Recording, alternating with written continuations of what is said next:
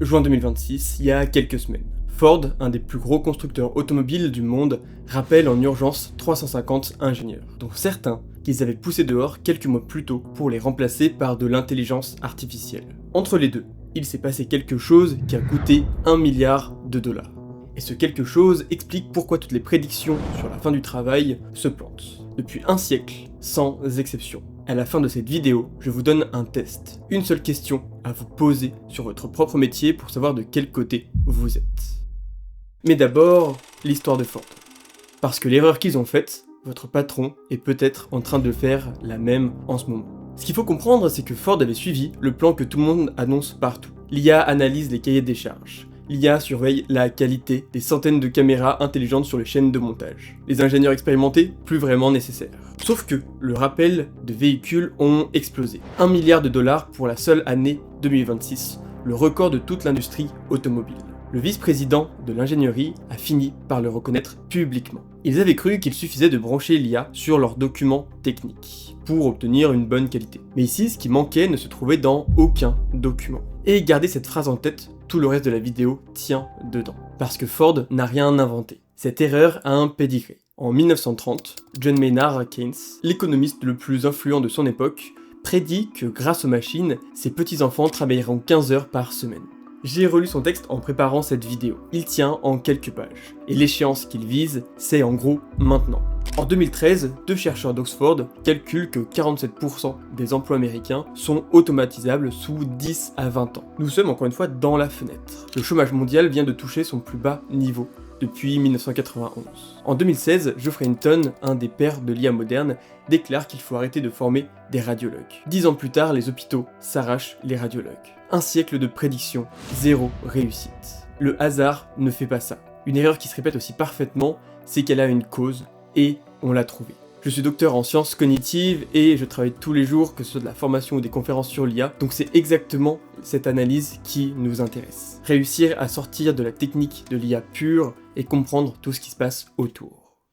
Bon, où se cache cette cause vu qu'on l'a trouvée? En fait, ce qu'il faut comprendre, c'est qu'elle se cache dans la fabrication même de ces études. Pour prédire quels métiers vont disparaître, comment ça se passe? En fait, les chercheurs découpent chaque métier en une liste de tâches, à partir de grandes bases de données professionnelles. Puis ils cochent les tâches automatisables, font l'addition et déclarent le métier condamné ou non. Bon, dit comme ça, à première vue, ça paraît solide. Faites l'exercice sur vous-même et vous allez sentir où ça craque. Prenez un petit temps, essayez d'écrire là, mentalement, comment vous tenez en équilibre à vélo. Vous savez le faire depuis vos 6 ans, vous ne savez pas l'expliquer. Un philosophe, Polanyi, a résumé ça d'une phrase devenue célèbre et que je mets aussi beaucoup en avant. Nous savons plus que ce que nous pouvons dire. Or ici, une énorme part de votre métier vit dans cette zone de flou. Le client qu'on sent hésiter au téléphone, la pièce qui sonne faux au montage, le junior qu'on recadre d'un regard. Pour des exemples comme ça, je pourrais vous en donner plein, le sourire d'un commercial, etc., etc., vous voyez le principe. Rien de tout ça ne figure dans les listes de tâches. Les études mesurent donc la partie émergée du métier et déclarent que tout le reste ne fonctionne plus. Et une IA qui apprend à partir de données ne peut pas apprendre ce que personne n'a jamais réussi à mettre en données. Chez Ford, ce savoir invisible, c'était celui des anciens qu'on avait laissé partir. Polanyi, en gros, facturait 1 milliard de dollars. Et ce point-là, c'est vraiment un élément majeur à comprendre, parce que je le vois quand j'interviens dans des formations ou même pour des transformations d'entreprise, la donnée, la data, c'est super important. Alors je sais ce que certains pensent. D'accord pour le passé, mais cette fois, c'est différent. Et cette objection, je pense qu'elle mérite mieux qu'un revers de main, parce qu'elle s'appuie sur du réel. Une étude de Stanford, menée sur des fiches de paie de millions d'Américains, montre que l'emploi des 22-25 ans recule nettement dans les métiers les plus exposés à l'IA. Environ 13% de déclin relatif depuis ChatGPT, pendant que leurs collègues plus âgés dans les mêmes métiers progressent. Si vous êtes jeune diplômé et que vous envoyez des CV dans le vide, vous ne rêvez pas. Le mur existe. Mais regardez la mécanique de près.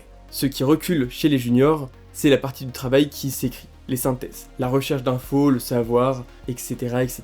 Ce qui finalement protège les seniors, c'est leur expérience. Ce fameux savoir qu'on ne sait pas rédiger. La première vraie donnée d'ampleur sur l'IA et l'emploi vient donc de confirmer Polanyi, pas de le réfuter.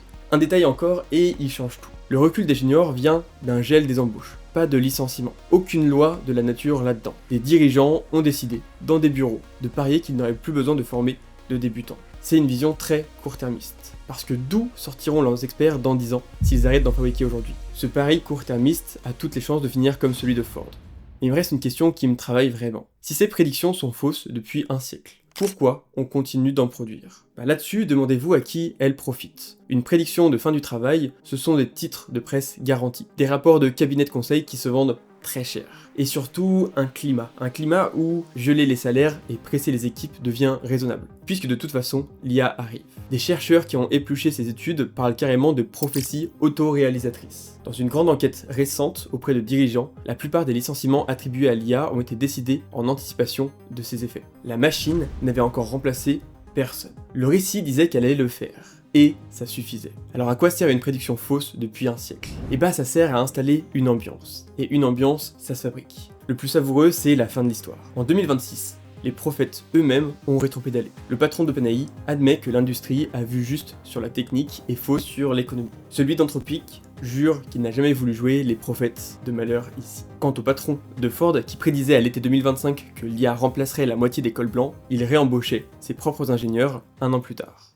Et le test promis maintenant. Une seule question. Si vous deviez écrire le manuel complet de votre métier, un manuel tel qu'un inconnu motivé pourrait vous remplacer en lisant, est-ce qu'il tiendrait tout entier dans un livre? Si oui, votre métier va changer vite. Et le bon réflexe est de devenir celui qui pilote l'outil, plutôt que celui qui fait ce que l'outil sait déjà faire. Si votre valeur vit dans ce que vous faites sans savoir l'expliquer, alors déménagez et transformez votre métier vers cette zone-là, celle qui ne s'écrit pas. L'histoire récompense ce mouvement à chaque vague technologique, c'est pas la première. Les guichetiers de banque, condamnés par les distributeurs automatiques, sont devenus de plus en plus nombreux en se transformant en conseillers. Les radiologues, condamnés par Hinton, supervisent aujourd'hui l'IA qui lit leurs images. Un économiste du MIT, David Autor, a d'ailleurs calculé un chiffre que je trouve assez vertigineux. La majorité des emplois d'aujourd'hui n'existaient tout simplement pas dans les années 1940. Le travail de 2030 aura probablement le même tête pour nous, un paysage plein de métiers qu'on ne sait pas encore nommer. Et surtout, il y a encore tout à faire, il y a plein de transformations, il y a plein d'opportunités.